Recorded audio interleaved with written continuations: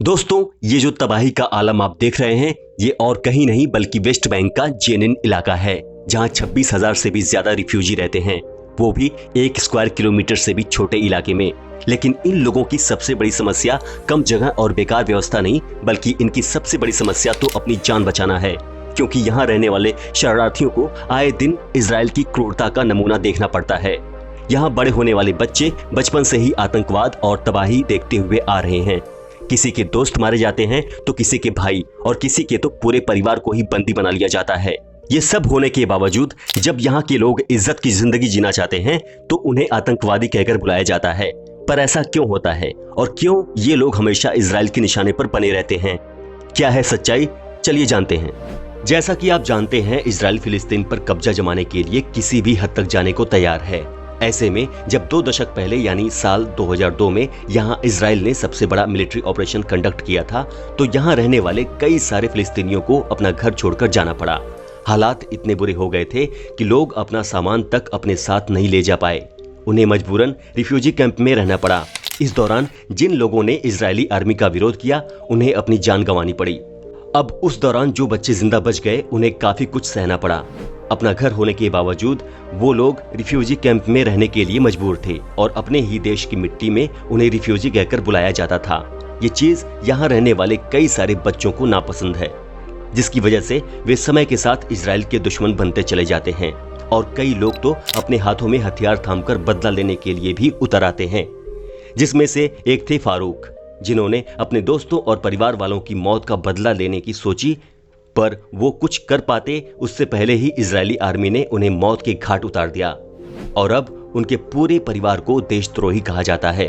जबकि फारूक की माता और उनके भाई का कहना है कि अगर अपने बचाव के लिए हथियार उठाना गलत है तो हम आतंकवादी हैं, लेकिन हमें आतंकवादी बनाने में इजराइल का सबसे बड़ा हाथ है। और अब जिस हिसाब से इजराइल और फिलिस्तीन की जंग आगे बढ़ती जा रही है, उसे देखते हुए यहाँ के रहने वाले लोग और ज्यादा डर गए हैं और यहाँ से पलायन कर रहे हैं, क्योंकि यहाँ के अस्पतालों से लेकर स्कूलों तक हर जगह इजरायली आर्मी हमला कर रही है। जिसके बाद इन लोगों के पास और कोई चारा नहीं बचा। जो लोग यहाँ मजबूरी में रह रहे हैं, उन्हें अपने परिवार को गंवाना पड़ रहा है। इजरायली सैन्य अभियानों के बाद यहाँ रहने वाले दर्जनों फिलिस्तीनियों की मौत हो चुकी है और सैकड़ों की संख्या में लोग घायल हो चुके हैं। लेकिन ये सब होने के बावजूद इन लोगों को टेररिस्ट कहा जाता है। जो नौजवान अपने बाप भाइयों की मौत का बदला लेने के लिए खड़े होते हैं, उन्हें भी मार दिया जाता है और उनके पूरे परिवार की आने वाली जिंदगी नरक बना दी जाती है। पर दोस्तों, ये कोई पहली बार नहीं है जब जेनिन में इजरायली सेना की रेड हुई है। इससे पहले भी इजरायली अभियान होते रहे हैं और उसमें कई सारे फिलिस्तीनियों की जान चली जाती है।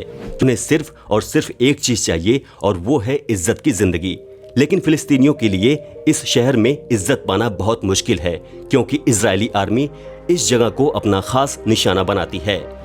यहाँ पर रहने वाले जो रिफ्यूजी हैं, वो काफी लंबे समय से इजराइल का आतंक झेल रहे हैं और अब उनके अंदर बदले की भावना जाग चुकी है, जिसकी वजह से वो पलटवार करने से पीछे नहीं हटते। ऐसे में इजरायली आर्मी को ये मौका मिल जाता है कि वो दोबारा इन पर हमला कर सकें और इसीलिए ये जगह हद से ज्यादा खतरनाक होती चली जा रही है। इजराइल का तो ये भी कहना है कि जेनिन के लोगों को आतंकवाद फैलाने के लिए आतंकवादी संगठनों से पैसे मिलते हैं। असल में जेनिन को फिलिस्तीनी चरमपंथियों के एक गढ़ के रूप में जाना जाता है। इजरायली सेना ने यहाँ पर कई बार कार्रवाई की है। खासकर बीते 1-2 सालों से इजरायली सेना की कार्रवाई का ये केंद्र बना हुआ है, जहाँ दर्जनों की संख्या में लोगों की मौतें होती हैं। इजरायली सेना का ये दावा है कि जेनिन कैंप को कंट्रोल करने वाले चरमपंथी समूह और स्थानीय फिलिस्तीनी समय समय पर इजरायलियों को निशाना बनाते आ रहे हैं और इजराइल में हमले करवाते रहे हैं। इसीलिए वो पलटवार में यहाँ पर रेड करते हैं, ताकि वो हमेशा हमेशा के लिए आतंकवादियों और चरमपंथी समूहों को नष्ट कर सकें। यहाँ पर जेनिन ब्रिगेड नाम की चरमपंथी संस्था है, जिसमें ज्यादातर युवा लड़के हैं और ये चरमपंथी समूह जैसे हमास और इस्लामिक जिहाद से जुड़े हुए हैं। इस गुट पर फिलिस्तीन प्रशासन का कोई नियंत्रण नहीं है। फिलिस्तीन की सरकार चाहकर भी कुछ नहीं कर सकती। ये सब कुछ इस्लामिक जिहाद और हमास द्वारा ही कंट्रोल किया जाता है।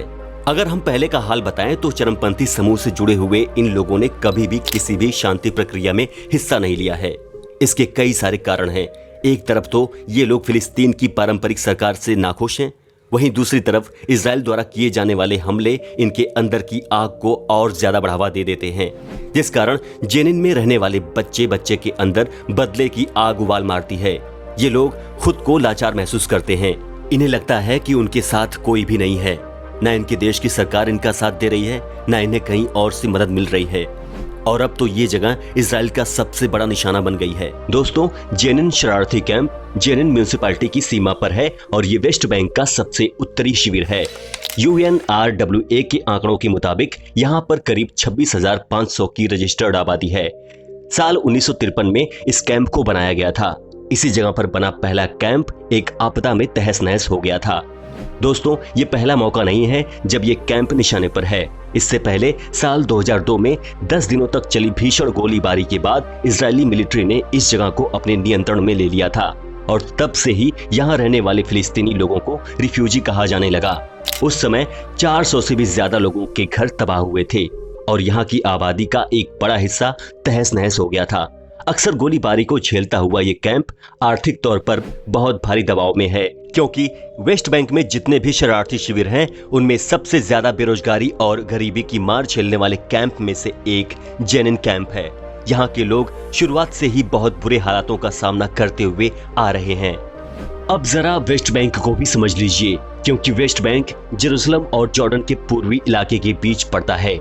जेरूसलम को फिलिस्तीन और इजराइल दोनों ही अपनी राजधानी बताते हैं। वेस्ट बैंक पर फिलिस्तीन नेशनल अथॉरिटी का शासन है और इस फिलिस्तीन नेशनल अथॉरिटी को ही अंतर्राष्ट्रीय समुदाय फिलिस्तीनियों की सरकार के रूप में मान्यता देती है। जबकि अगर देखा जाए तो इनके पास बहुत ज्यादा पावर नहीं है। फिलिस्तीन को चलाने में तो सबसे बड़ा हाथ चरमपंथी समूह हमास का है, जो ये कसम खाकर बैठा है कि कुछ भी हो जाए अब इजराइल को फिलिस्तीन के ऊपर कब्जा नहीं करने देंगे, क्योंकि सालों से इजराइल इसी फिराक में है कि वो कैसे भी करके फिलिस्तीन पर अपनी हुकूमत जमा ले और ये पूरा विवाद ही इसीलिए हो रहा है। लंबे समय से चल रहे फिलिस्तीन और इजराइल की जंग में आज वेस्ट बैंक और गाजा को सबसे ज्यादा नुकसान हो रहा है। इजराइल लगातार यहाँ हमले करवाता जा रहा है, जिसकी वजह से दुनिया भर के कई सारे देश इजराइल के खिलाफ खड़े हो गए हैं, जिसमें से कुछ देश तो इजराइल के ऊपर हमला करने के लिए भी तैयार हैं। फिर चाहे वो नॉर्थ कोरिया हो या फिर ईरान, यहाँ तक कि यमन भी अब इजराइल की हरकतों से नाखुश है। सबका यही कहना है कि दोनों देशों को ये मामला सुलझा देना चाहिए, क्योंकि इसमें सबसे बड़ा नुकसान उन मासूम लोगों का हो रहा है जिसका इस लड़ाई से कोई लेना देना ही नहीं है। न जाने कितने सारे लोगों को सिर्फ ये कहकर मौत की घाट उतार दिया जा रहा है कि वो आतंकवादी हैं, उन्होंने दंगे फसाद को बढ़ावा दिया है, और इजराइल तो सीधा स्कूल और अस्पतालों को अपना निशाना बना रहा है, जो नियम कानूनों के खिलाफ है। पर ये तो अभी शुरुआत है, क्योंकि अगर ये जंग इसी तरह चलती रही तो सिर्फ इजराइल और फिलिस्तीन ही नहीं बल्कि दुनिया के कई सारे देशों के बीच युद्ध का माहौल बन जाएगा। और अगर ऐसा हुआ तो अलग अलग देश आपस में लड़ने लगे तो फिर हालात बद से भी बदतर हो जाएंगे। वैसे आपका इस पूरे मामले में क्या कहना है, और आपको क्या लगता है कि दो देशों के बीच लगी ये छोटी सी चिंगारी कितनी बड़ी आग बनेगी? अपना जवाब हमें कमेंट में बताना न भूलें। और इसी तरह की वीडियोस को अगर आप देखते रहना चाहते हैं तो चैनल को अभी के अभी सब्सक्राइब कर दें।